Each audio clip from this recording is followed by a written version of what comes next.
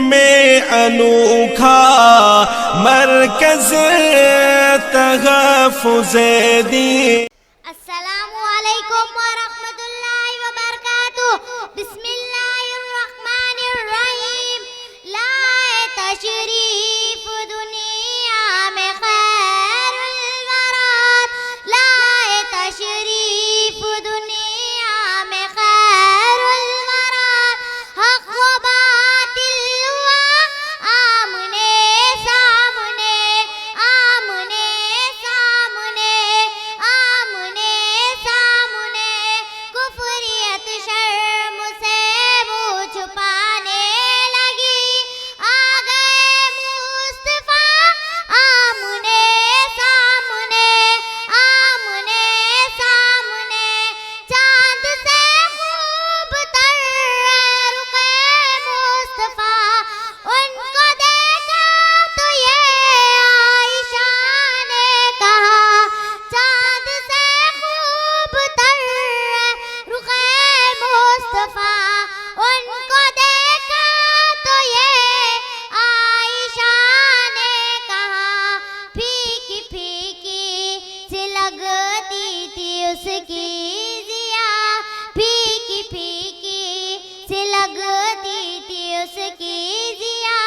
چاند جب تک رہا آمنے سامنے، آمنے سامنے. ایک دن ابو جہل نے نبی سے کہا، آج بتلاؤ موٹی میں میری ہے کیا. ایک دن ابو جہل نے نبی سے کہا، آج بتلاؤ موٹی میں میری ہے کیا. دست ابو جہل نے کنکری نے کیا، وصف شاہ خدا آمنے سامنے، آمنے سامنے.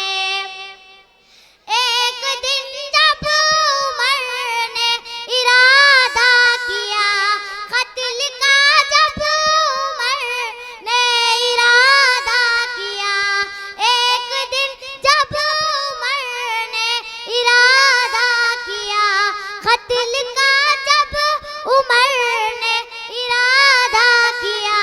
جذبہ شوق ارقم کے گھر لے گیا، دیکھتے ہی جمال رخ مصطفیٰ، دیکھتے ہی جمال رخ مصطفیٰ. دل سے کلمہ پڑا آمنے سامنے، آمنے سامنے، آمنے سامنے. ایک دن ایک سوئی کا ہے واقعہ، جانے کب تک اسے ڈھونڈتی عائشہ. رات کی تاریکی میں اجالا لیے، رات کی تاریکی میں اجالا لیے. آ گئے مصطفیٰ آمنے سامنے، آمنے سامنے. ایک دن ایک سوئی کا ہے واقعہ، جانے کب تک اسے ڈھونڈتی عائشہ. رات کی تاریکی میں اجالا لیے، آ گئے مصطفیٰ آمنے سامنے، آمنے سامنے. لائے تشریف دنیا میں خیر الورات، لائے تشریف دنیا میں خیر الورات. حق و باطل ہوا آمنے سامنے، آمنے سامنے. خدا حافظ. الحمد للہ وحدہ والصلاة والسلام علی من لا نبی بعدہ وعلی من اتبع الہدى. اما بعد فقد قال النبی صلی اللہ علیہ وسلم، اغتنم خمس قبل خمس، حياتك قبل موتك، وصحتك قبل سقمك، وفراغتك صحتك قبل شغلك وشبابك قبل حرمك وغناك قبل فقرك. محترم صدر جلسہ و علماء اکرام اور برادران اسلام، نبی کریم صلی اللہ علیہ وسلم کا ارشاد ہے کہ 5 چیزوں کو 5 چیزوں سے قبل غنیمت سمجھو. نمبر 1 زندگی کو موت سے پہلے. نمبر 2 صحت کو بیماری سے پہلے. نمبر 3 فراغت کو مشغولیت سے پہلے. نمبر 4 جوانی کو بڑھاپے سے پہلے. نمبر 5 مالداری کو فقیری سے پہلے. نبی کریم صلی اللہ علیہ وسلم نے امت مسلمہ کو پہلے ہی فرما دیا تھا کہ صحت اور فراغت دو ایسی عظیم نعمتیں ہیں جن کے سلسلے میں لوگ خسارے میں رہتے ہیں. وقت بڑی قیمتی دولت ہے، اس سے جو فائدہ اٹھا سکتے اٹھا لو. آج صحت ہے، کل نہ معلوم کس بیماری کا شکار ہو جاؤ. آج زندہ ہے، کل مٹی کے نیچے مدفون ہوں گے. وقت دوداری تلوار ہے، اگر تم اسے نہ کاٹو گے تو وہ تمہیں کاٹ ڈالیں گی. اس کے لیے جو کچھ کرنا ہے کر لو، جو فائدے اٹھانا ہے اٹھا لو. عقل مندی کا تقاضا ہے کہ وقت کی قدر کرو. انسان دنیاوی زندگی میں پھنس کر آخرت کو بھول جاتا ہے. انسان کو مختصر سی مدت کی مہلت دی گئی ہے، اس میں جو کچھ بوئے گا آگے وہ اسی کے فصل کاٹیں گا. یہ دنیا آخرت کی کھیتی ہے. اسی پر علامہ اقبال کا ایک شعر ہے، عمل سے زندگی بنتی ہے جنت بھی جہنم بھی. عمل سے زندگی بنتی ہے جنت بھی جہنم بھی. یہ خاکی اپنے فطرت میں نہ نوری ہے نہ ناری ہے. محترم سامعین، حضرت صدیق رضی اللہ عنہ یہ دعا کرتے تھے، اے اللہ ہمیں شدت میں نہ چھوڑیے اور ہمیں غفلت کی حالت میں نہ پکڑیے اور ہمیں غفلت والوں میں سے نہ کیجیے. انسان کی غفلت اس سے زیادہ عجیب ہے. انسان کو اپنے عمر کے اس دن پر آنسو بہانا چاہیے جو گزر جائے اور اس میں کوئی نیکی نہ کی ہو. ایک مشہور مثال ہے، الوقت اسمن من الذهب، یعنی وقت سونے سے زیادہ قیمتی ہے، لیکن صرف ان لوگوں کے لیے جو وقت کی قدر کرتے ہیں. انسان کو سوچنا چاہیے کہ اس کی دنیا میں اس کی زندگی کیا ہے. زندگی پیدائش اور موت کے درمیان غیر یقینی اور بے اندازہ وقفہ ہی تو ہے. سونا تو آنے جانے والی چیز ہے، اگر وہ نکل جائے تو پھر ہاتھ آ سکتا ہے، لیکن وقت نکل جائے تو کیسے آ سکتا ہے. موت پر اتنا افسوس نہیں ہوتا جتنا وقت کے فوت ہونے پر دوزخی یہی کہیں گے، اے خدایا ہمیں پھر ایک بار دنیا میں بھیج دے. غیر مسلم تو وقت کے قدردان ہیں. ایک شخص نے نصیحت چاہی اور کہا، ہوشیار رہو اور اپنے دل میں ایسی رغبت پیدا نہ کرو جو تمہیں رائگاں کرنے والے بنا دے. فیشا غورت سے پوچھا گیا کہ وقت کیا ہے؟ اس نے جواب دیا، اس دنیا کی روح ہے. مدارس میں پڑھنے والے نوجوان جو قوم کے مستقبل ہے، ان کے اوقات کا ایک بڑا حصہ ہوٹلوں میں، فضول مجلسوں میں، گھنٹوں گپا بازی میں اور سب سے زیادہ وقت موبائل میں گزر جاتا ہے. اور جب تعلیم کا وقت ہاتھ سے نکل جاتا ہے تو چیخ چیخ کر کہتے ہیں، اٹھا میں مدرسہ و خانقاہ سے نمناک، اٹھا میں مدرسہ و خانقاہ سے نمناک. نہ زندگی، نہ معرفت، نہ محبت، نہ نگاہ. اللہ تعالی ہم لوگوں کو اپنی زندگی کے لمحوں کو غنیمت جاننے کی توفیق عطا فرمائے. آمین. وما علینا الا البلاغ. آدھا ادھر آدھا ادھر، دنگ ہے سب دیکھ کر. آدھا ادھر آدھا ادھر، دنگ ہے سب دیکھ کر. آدھا ادھر آدھا ادھر، ہو گیا ہو گیا ہو گیا پل میں قمر. آدھا ادھر آدھا ادھر، ہو گیا ہو گیا پل میں قمر. آدھا ادھر آدھا ادھر. سبحان اللہ سبحان اللہ. چاند ہی کیا آسماں کو بھی اگر کہہ دے حضور.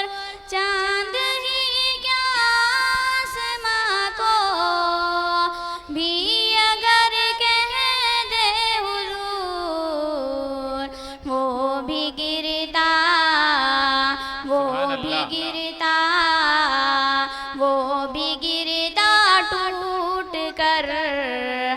आधा इधर अल्लाह, क्या कहने, सुभान अल्लाह। वो बहुत भी खूब। गिरता टूट कर, आधा इधर आधा उधर। और एक तरफ मक्के की सरहद, और एक तरफ शहर नबी, सुभान अल्लाह, क्या और कहने। एक तरफ मक्के की सरहद, और एक तरफ शहर नबी। काशी होता, काशी होता, काशी होता मेरा घर, आधा इधर आधा उधर, क्या कहने, वाह वाह वाह। उधर। सुभान अल्लाह, काशी होता, काशी होता मेरा घर, आधा इधर आधा उधर। बहुत अच्छे। दुश्मनों ने मुस्तफा को देख लेना पुल सिरात, दुश्मनों ने मुस्तफा को देख लेना पुल सिरात।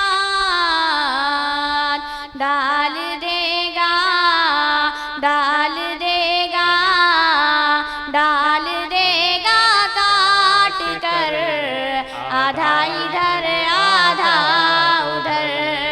डाल देगा, डाल देगा सुभान अल्लाह, काट सुभान कर, अल्लाह। आधा इधर आधा उधर। हैदर करार के तल वार के एक वार से, हैदर करार के तल वार के एक वार से। कट गया, कट गया, कट गया मरहब कसर, आधा इधर आधा उधर। कट गया, कट गया मरहब कसर, आधा इधर आधा उधर। दुश्मन हर मैन सुन लो, हम तुम्हारे जिस्म को, दुश्मन हर मैन सुन लो, हम तुम्हारे जिस्म को भेज देंगे, भेज देंगे, भेज देंगे काट कर, आधा इधर आधा उधर। भेज देंगे काट कर, आधा इधर आधा उधर। हो गया, हो गया, हो गया पल में कमर, आधा इधर आधा उधर। खुदा वालेकुम वरहमतुल्लाहि वबरकातुह। एक वाक़िया बतलाती हूँ मैं मुल्क अरब का, वो दौर मदीने में था पैगंबर रब का। एक आदमी दरबार नबूवत में था हाजिर, ईमान की दौलत मेरी जो पहले था काफिर। उस शख्स ने आका से कहा, ऐ मेरे आका, जिस वक्त मैं काफिर था तब एक जुर्म किया था, जो मेरा कबीला कहे वो मानता था मैं। बेटी की विलादत को बुरा जानता था मैं। घर में मेरे पैदा हुई एक फूल सी बच्ची, और मैंने उसे अपनी ही बेइज्जत समझी। नफरत थी मुझे उससे, मैं बेजार था उससे, लेकिन मेरी बीवी को बहुत प्यार था उससे। उस बच्ची ने इज्जत मेरी हर सिमत उछाली। बेटी की विलादत पे मुझे मिलती थी गाली।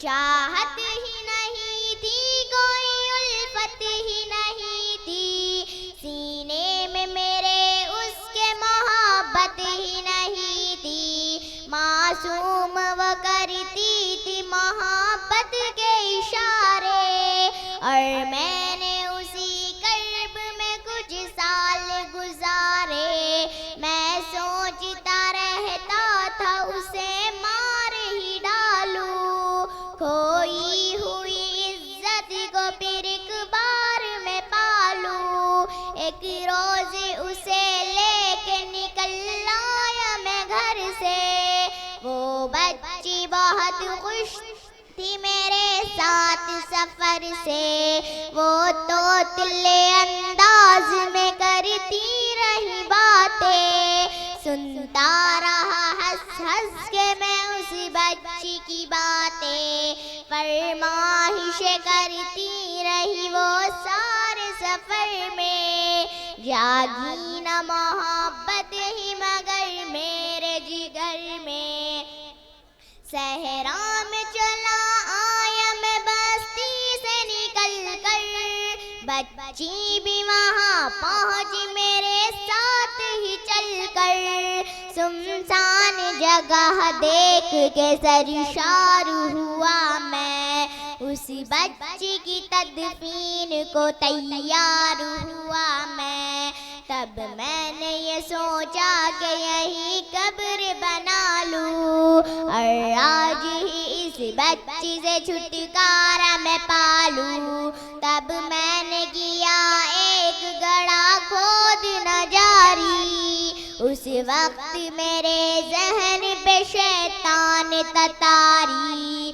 گرمی تھی بہت شروع ہوا جب میں تھکن سے، اس وقت پسینہ نکل آیا تھا بدن سے، معصوم سی بچی کو ترس آ گیا مجھ پر، ہاتھوں سے اس بچی نے سایہ کیا مجھ پر، دم لینے کو بیٹھا جو ذرا مجھ سا کمینہ، وہ پوچھ رہی تھی میرے چہرے کا پسینہ، رہ رہ کے میرا ہاتھ بٹاتی رہی وہ بھی، اور قبر کی مٹی کو ہٹاتی رہی وہ بھی، میرے نئے کپڑوں پہ لگی قبر کی مٹی، جو صاف کیے جاتی تھی وہ ننھی سی بچی، وہ پوچھتی جاتی تھی کہ بتلائے نا بابا،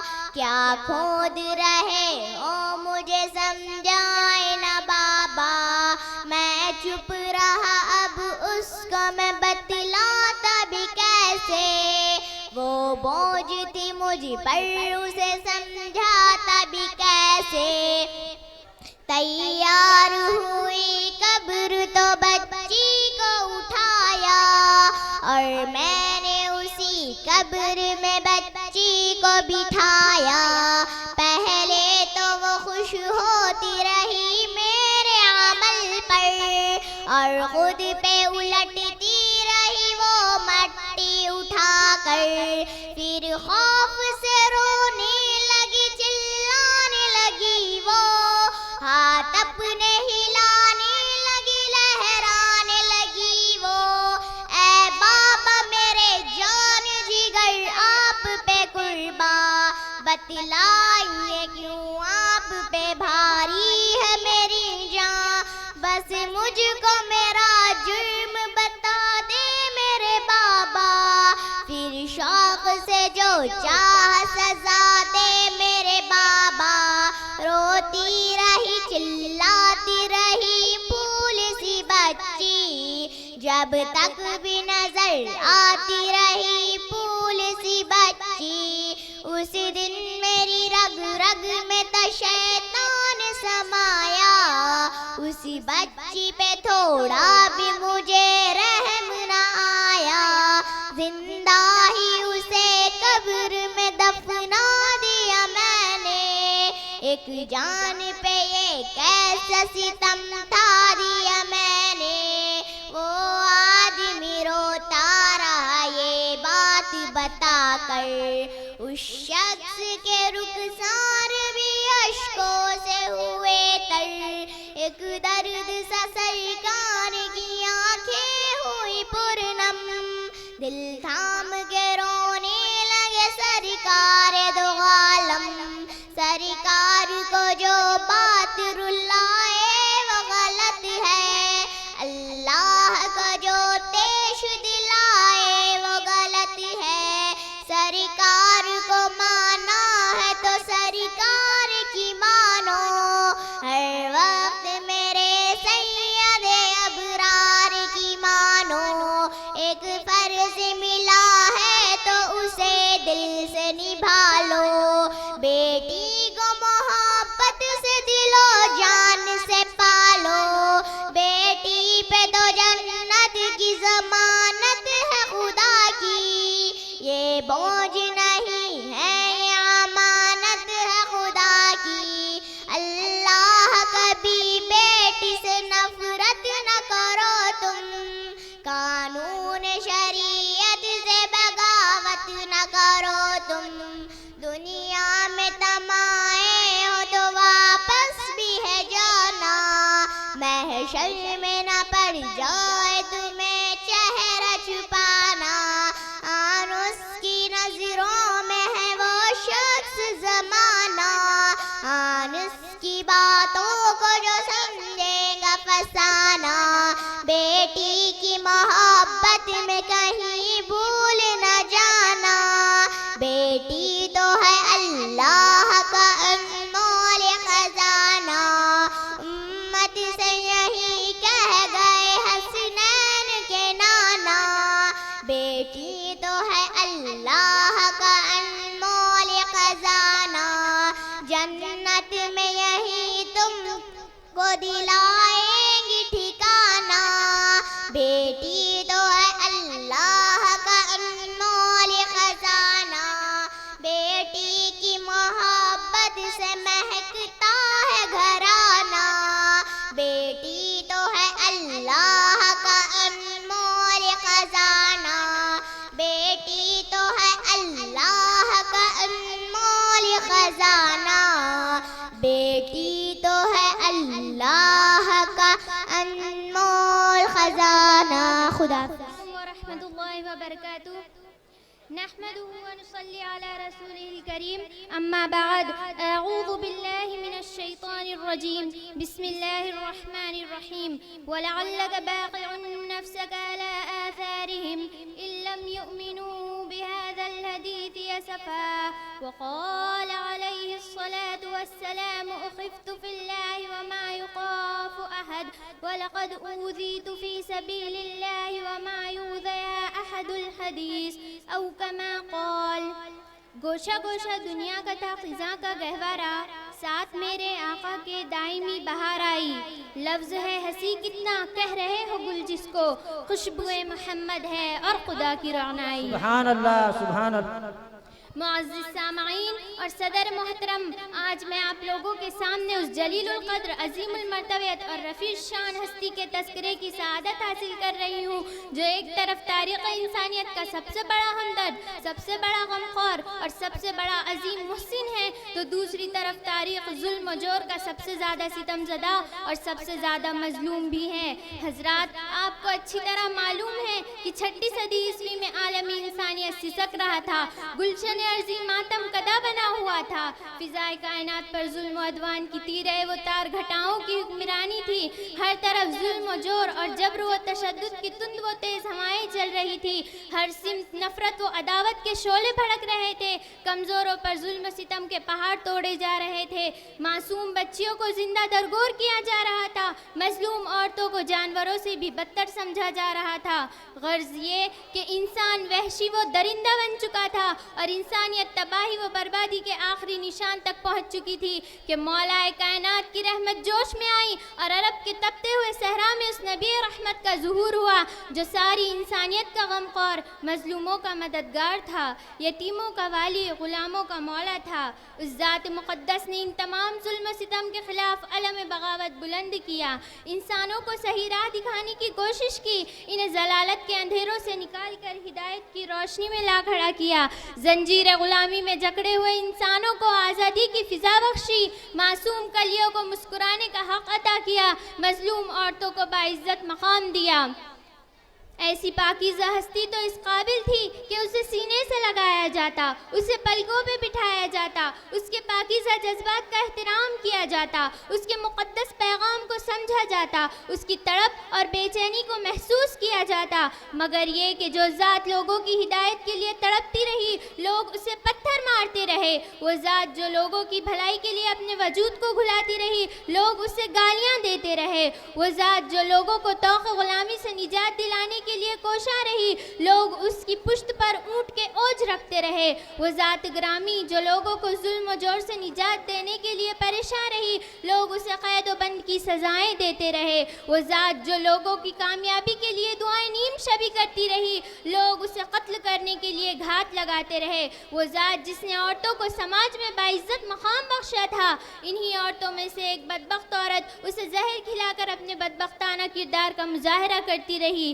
حد ہو گئی انسانیت کی خساست و رذالت کی، احسان فراموشی و حق فراموشی کی۔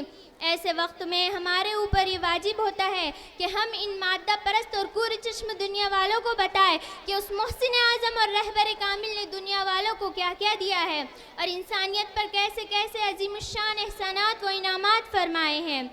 آج میں ان مادہ پرست اور کور چشم دنیا والوں کو بتانا چاہتی ہوں، آج میں ان خوشہ چینوں اور احسان فراموشوں سے پوچھنا چاہتی ہوں کہ بتاؤ انقلاب دہر کا روح رواں وہ کون تھا، باعث تخلیق ہستی کن فکاں وہ کون تھا، وہ کہ نازا جس پہ تھا خود خالق عرش عظیم، ایسا کامل اس جہاں میں اے زماں وہ کون تھا، بتاؤ جس نے سکان زمیں کو عشق کا پرچم دیا، نفرتوں کے دشت میں پھر گلستان وہ کون تھا، جس نے کلیوں کو عطا کی آب و تاب زندگی، بجلیوں کی زد پہ تھا جو باغباں وہ کون تھا، پتھروں کے زخم کھا کر بھی دعائیں جس نے دی، ایسا پھر شیریں سخن شیریں زباں وہ کون تھا۔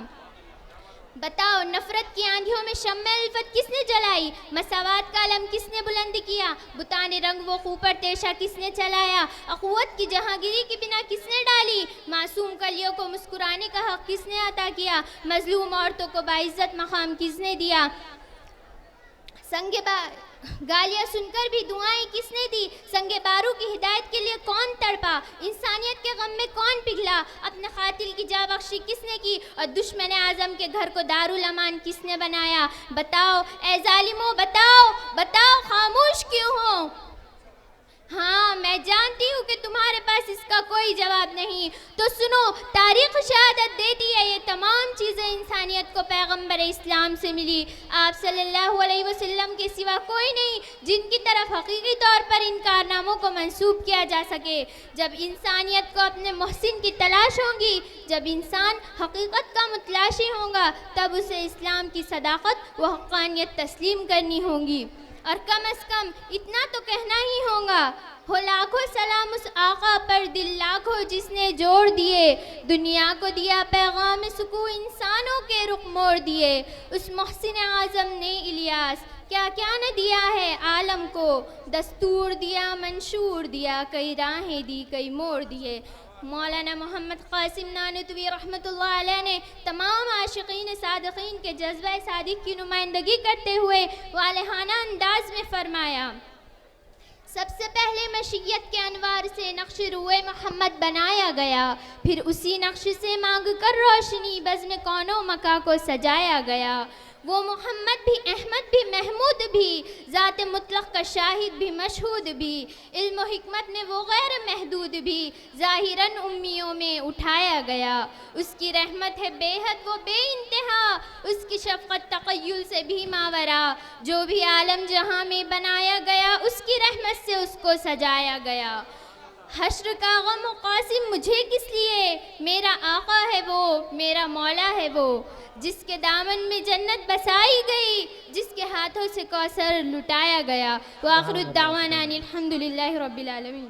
الحمد لله وحده من لا نبي بعده أما بعد أعوذ بالله من الشيطان الرجيم بسم الله الرحمن الرحيم ذلك الكتاب لا ريب فيه هدى للمتقين وقال في مكان آخر وقال الرسول يا رب إن قوم اتخذوا هذا القرآن مهجورا وقال النبي صلى الله عليه وسلم خيركم من تعلم القرآن وعلمه أو كما قال عليه الصلاة والسلام صدق الله العظيم۔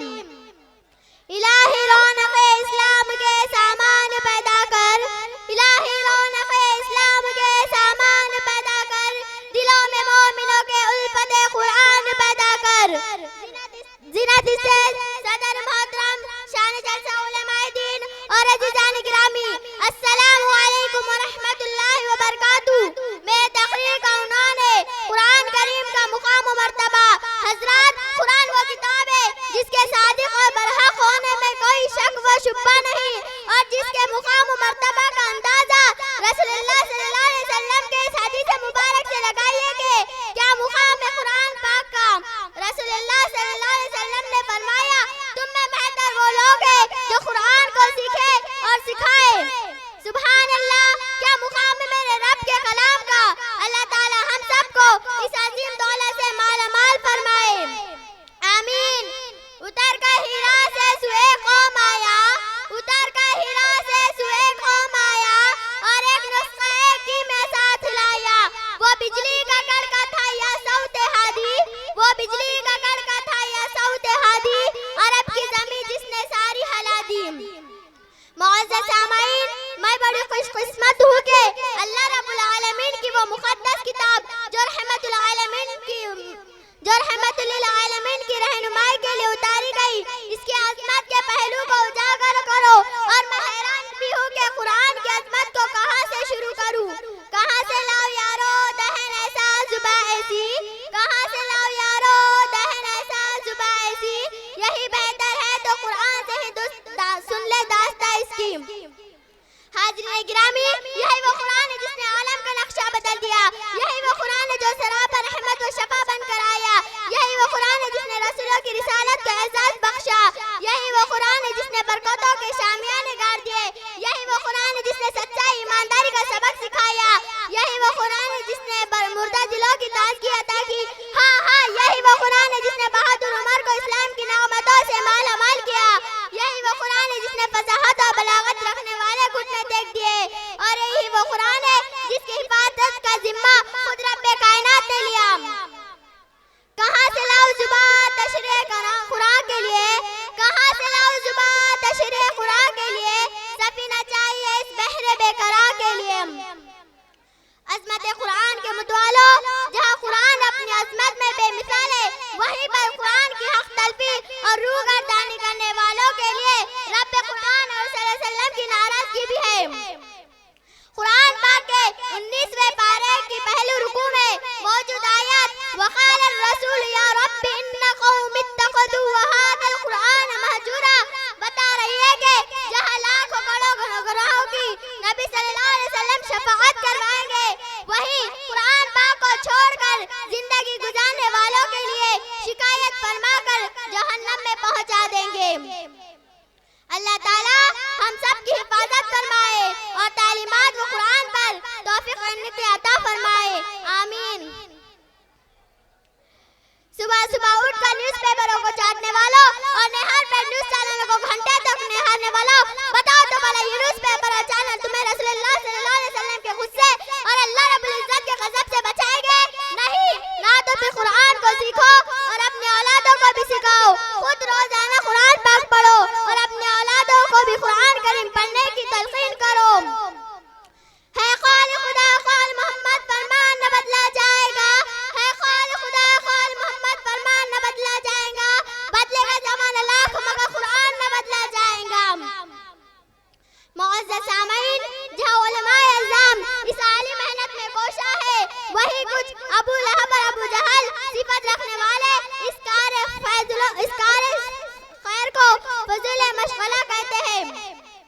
نبی صلی اللہ علیہ وسلم کے زمانے میں یہی کام ابو لہب اور ابو جہل کا تھا کہ قرآن کریم کی آواز کو پھیلنے پھولنے نہ دیا جائے، اور وہی کام آج ان ملعونوں کی اولادیں انجام دے رہی ہے۔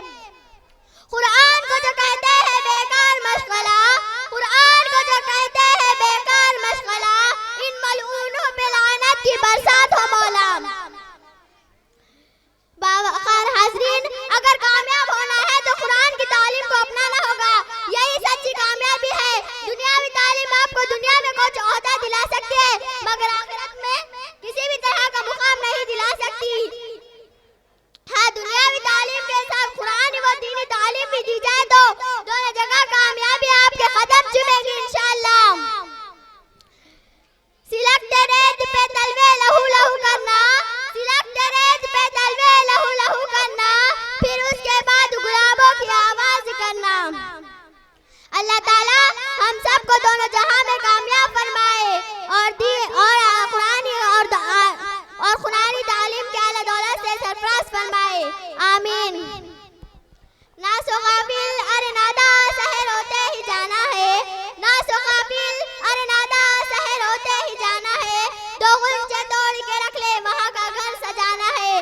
وآخر دعوانا ان الحمدللہ رب العالمین۔ والصلاة والسلام على رسوله النبي الكريم أما بعد أعوذ بالله من الشيطان الرجيم بسم الله الرحمن الرحيم وما أصابكم من مصيبة فبما كسبت أيديكم ويعفو عن كثير صدق الله العظيم۔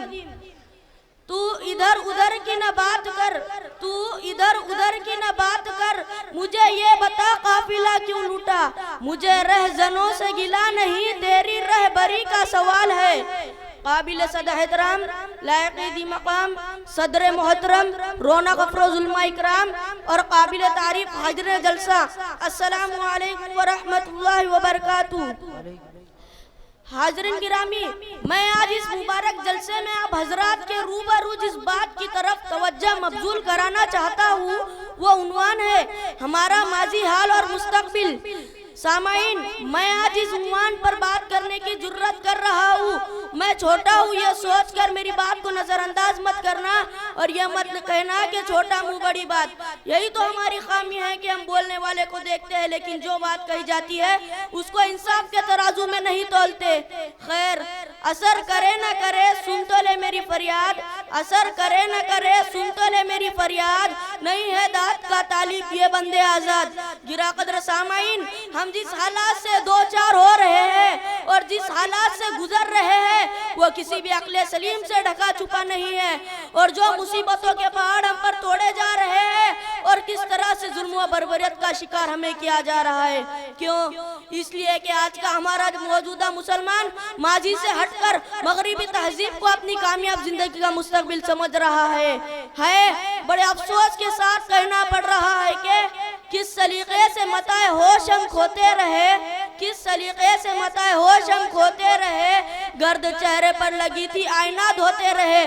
ملت اسلامیہ کے غیور مسلمانوں، آؤ میں تمہیں ماضی کی بھی سیر کرا دوں تاکہ پتا چلے کہ دور اول کے مسلمان کیوں کامیاب تھے، کیوں ان کے قدموں میں قیصر و کسریٰ کے تخت و تاج تھے۔ سنو سنو پھر نہ کہنا کہ بچہ کیا بول گیا۔ ماضی میں ہمارے اندر عقیدہ و عمل کی پختگی تھی، نیکیوں کا بول بالا تھا، اتفاق و اتحاد تھا، امانت اتفاق و اتحاد تھا، ہمدردی و غم گزاری تھی، متانت و سنجیدگی تھی، شرم و حیا تھی، پاک دامنی تھی، تقوی و طہارت تھی، نظافت و نزاہت تھی، سکون و طمانینت تھی، مسرت و شادمانی تھی، حق پرستی و حق شناسی تھی، حق گوئی و بے باکی تھی، سخاوت و دریا دلی تھی، امانت داری و دیانت داری تھی، شفقت و رحمت تھی، عفا وعدہ اور خوف خدا تھا، امن و امان تھا، صلابت ایمان تھا، قوت ارادے تھے اور حسن خاتمی کی فکر تھی۔ اے شمع اسلام کے متوالو، یہ ہے وہ ماضی کے چند اوراق جو مختصر طور پر آپ کے سامنے بیان چائے بند کر دو، چائے بند کر دو، اے چائے بند کر دو۔ اے شمع اسلام کے مت والو، یہ ہے وہ ماضی کے چند اوراق جو مختصر طور پر آپ کے سامنے بیان کیا ہوں۔ اب ذرا ہمارے حال کا بھی تذکرہ سنیں اور غور سے انصاف سے مستقبل کا فیصلہ کریں کہ ہمارا مستقبل کیسا ہوگا۔ جو نہ تھے خود راہ پر اوروں کے ہادی بن گئے، جو نہ تھے خود راہ پر اوروں کے ہادی بن گئے، کیا نظر تھی جس نے مردوں کو مسیحا کر دیا۔ سامعین، آج جب ہم کے ایک ہنگامی دور سے گزر رہے ہیں، فسادات کے بغولے ملک کے گوشے گوشے اور ہر خطے میں ناچ رہے ہیں، وہ کیا اسباب ہے جس نے مسلم معاشرے کو اعلیٰ عیشوں سے گندہ کیا؟ وہ کیا اسباب ہے جس نے مسلمانوں کو عزت سے ذلت کی طرف اور عروج ثریا سے تنزل کی طرف دھکیل دیا؟ سامعین، میں انہی اسباب کی طرف آپ کو لے چلتا ہوں اور غور سے سرکن اپنے اصلاح کی کوشش کرے۔ وہ اسباب کیا ہے؟ کہیں ایمان و اخلاق کا زوال ہے تو کہیں عقیدے کی کمزوری ہے، کہیں ارکان اسلام سے دوری ہے تو کہیں دین سے بیزاری ہے، کہیں نبی کریم صلی اللہ علیہ وسلم کی سنتوں کا جنازہ نکالا جا رہا ہے تو کہیں رسم و رواج کو اصل دین سمجھا جا رہا ہے، کہیں غیروں کے طور طریقے اپنائے جا رہے ہیں تو کہیں غیر شرعی اور غیر اسلامی رسومات ہے، کہیں فرسودہ خیالات ہے تو کہیں بخل و جہالت ہے، کہیں حق تلفی ہے تو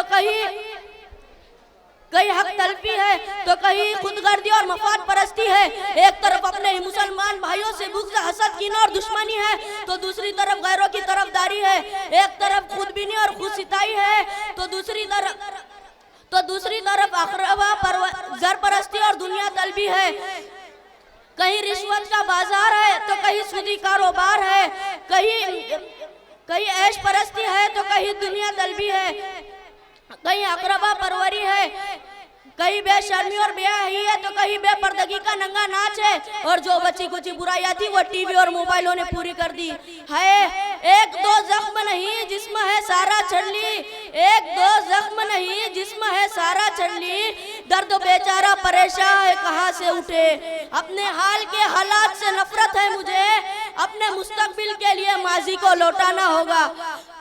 ملت اسلامیہ کے غیرت مند مسلمانوں، یہ ہے وہ اسباب جن کی وجہ سے مسلمانوں نے اپنا وقار کھویا ہے، زندگی کو ایک بوجھ کی طرح گزار رہے ہیں۔ کیسے کہے کہ کیسے گزاری ہے زندگی، کیسے کہے کہ کیسے گزاری ہے زندگی، کیا بوجھ تھی کہ سر سے اتاری ہے زندگی۔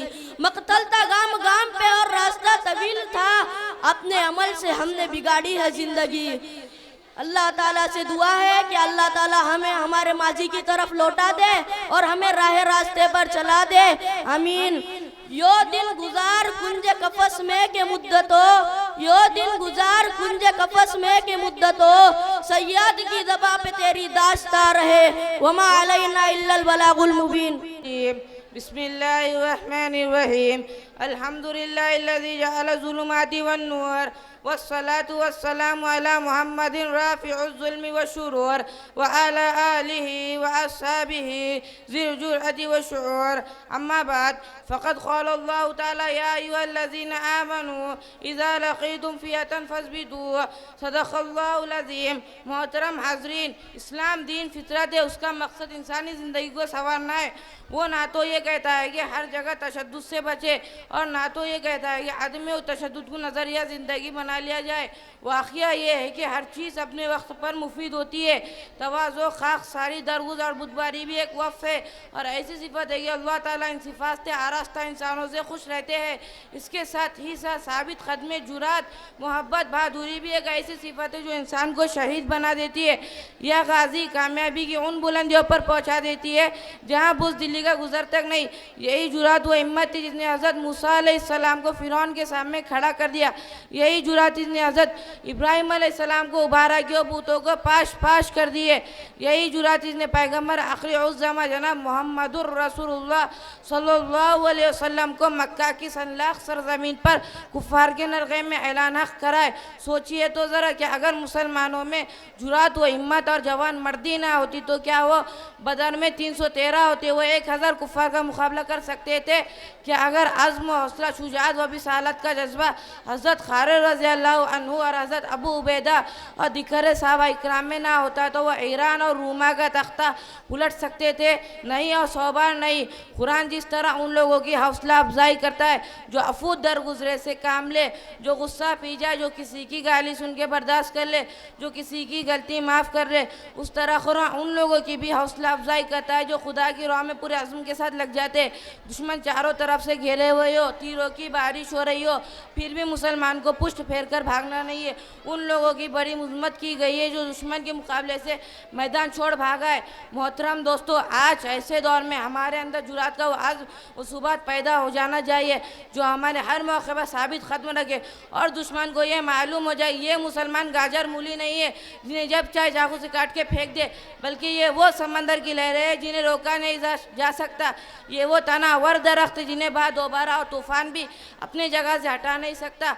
हम अगर अपने अंदर जुरात का वो अजीम ख़जाना पैदा कर दे जो हमारे हर मौके पर साबित कदम रखे और दुश्मन को ये मालूम हो जाए ये मुसलमान गाजर मूली नहीं है जिन्हें जब चाहे चाकू से काट के फेंक दे, बल्कि ये वो समंदर की लहरें जिन्हें रोका नहीं जा सकता। ये तनावर दरख्त जिन्हें बाद दोबारा तूफ़ान भी अपनी जगह से हटा नहीं सकता। हम अगर अपने अंदर इतना पुख्ता इरादा कर ले तो यकीन रखिए हमें अपने मुकाम से कोई ताकत हटा नहीं सकती। और बग़ैर इतना हौसला रखे हुए आप अल्लाह की मदद की उम्मीद ना रखिए।